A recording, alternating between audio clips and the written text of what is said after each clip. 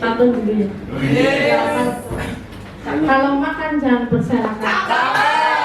Langsung kalau makan jangan berserakan. Jagalah dapur biar tak berantakan. Mumpung salam belum saya ucapkan, yang ingin ke WC silakan. Assalamualaikum warahmatullahi wabarakatuh. Selamat pagi teman-teman. Terima kasih Pak Pur kesempatannya hari ini. Saya bisa bagi cerita. Ngikutin teman-teman yang lain aja apa ya. Yang lain kan pengalaman dulu masuk Infinity, saya juga ikut-ikutan. Dulu waktu pertama kali saya tahu Infinity itu saya dari kantor pos, ada lowongan jadi staf outlet. Terus waktu itu saya daftar. Dulu kantornya itu masih batas ini ketutupan, kayak saya anggapnya itu kayak kantor penipuan apa ya. Saya daftar sampai kayak tidak terpercaya gitu. Terus terus ada tukang, Mas mau interview. Oh, interview itu di atas. Interviewnya sama Pak Mas dulu, belum ada Pak Bang ya. Terus habis itu saya ditempatkan di Depo Berita.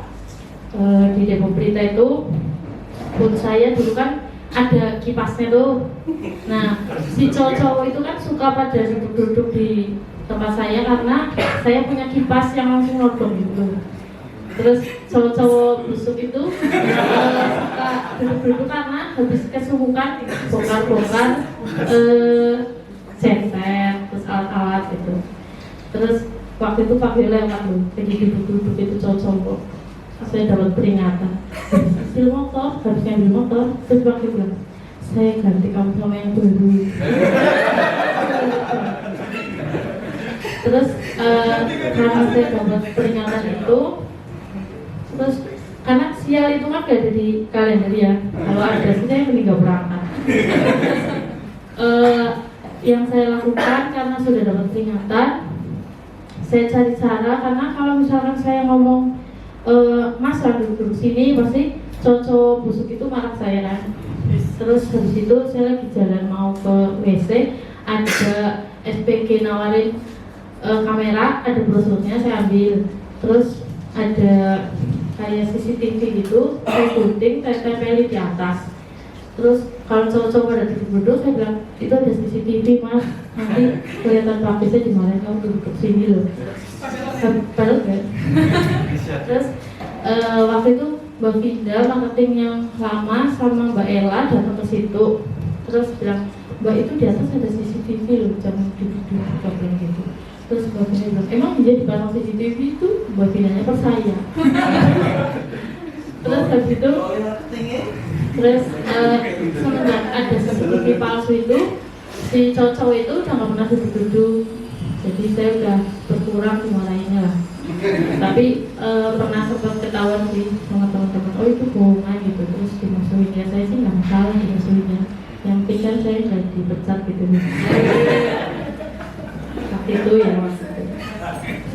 Terus karena marketing yang lama itu resign, terus saya ditarik ke kantor sama Pak Jo, sama rekan saya satu namanya Ane.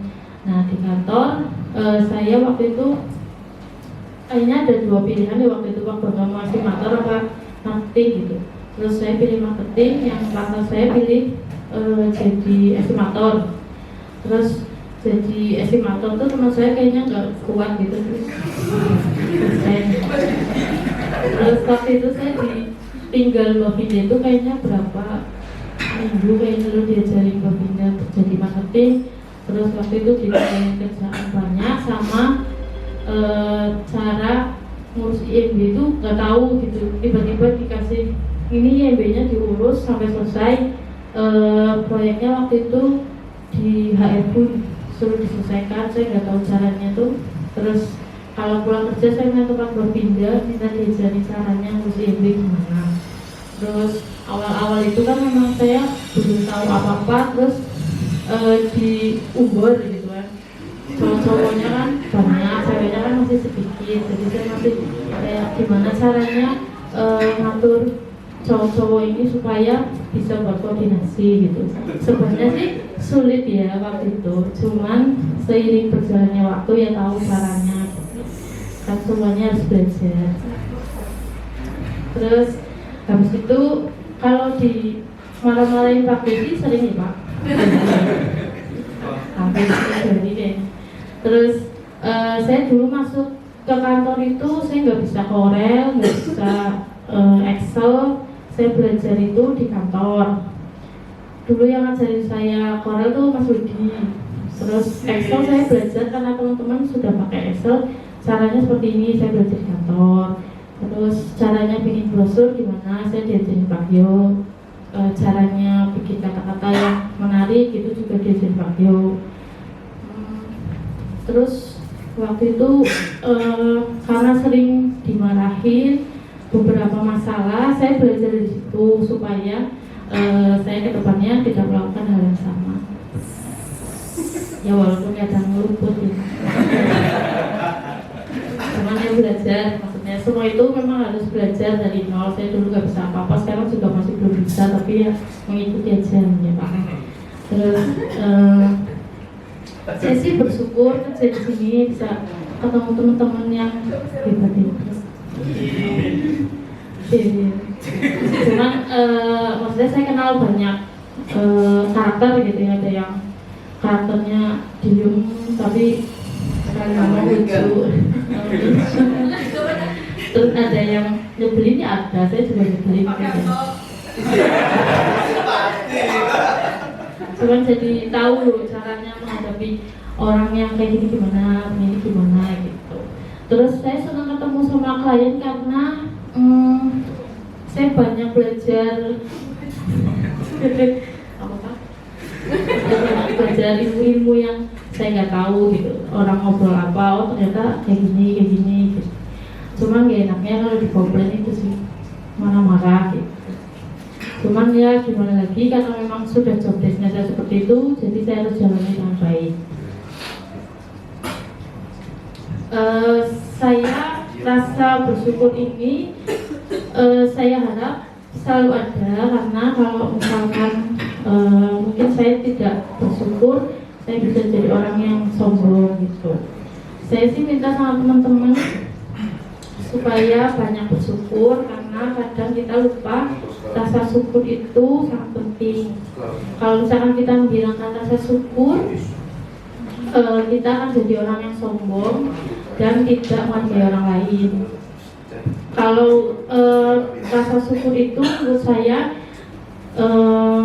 banyak sekali, luas sekali ya. Dari saya punya kerjaan, saya punya teman-teman yang baik, saya punya atasan yang baik, saya punya keluarga, yang lain juga kayak gitu ya, punya keluarga, punya istri, punya anak sehat, terus punya pekerjaan, bisa menghidupi keluarga, itu salah satu yang harus disyukuri. Karena kalau kita lihat ke atas terus tanpa lihat ke bawah itu banyak negatifnya gitu. Jadi kurang menghargai bahwa saya sudah sampai di titik ini dan sampai saat ini. Ya. Terus saya sih pesan buat teman-teman itu semuanya di sini belajar dari kesalahan, apa yang sudah salah dulu jangan diulangi lagi, memperbaiki diri masing-masing, terus belajar menghargai orang, mendengarkan orang yang sedang berbicara, terus memahami apa yang sedang dibahas gitu. Semoga teman-teman semua jadi orang yang lebih baik lagi. Terima kasih.